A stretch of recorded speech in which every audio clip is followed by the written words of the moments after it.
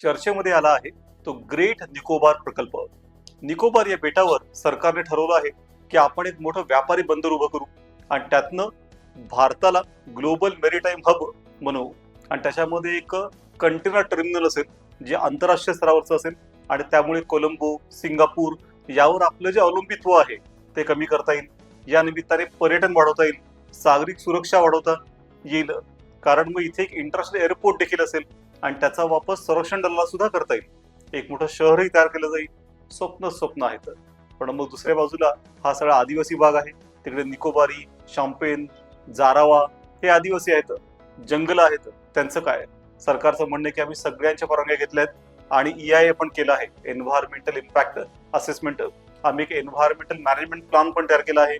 8 animal corridor तयार केले आहेत आणि आम्ही जी जंगल तुटतील त्याच्याऐवजी हरियाणामध्ये कॉम्पेन्सेटरी प्लांटिंग करू. आता थोडं इंटरेस्टिंग आहे, निकोबारीमध्ये झाडं तुटणार आणि लावणार मात्र हरियाणामध्ये.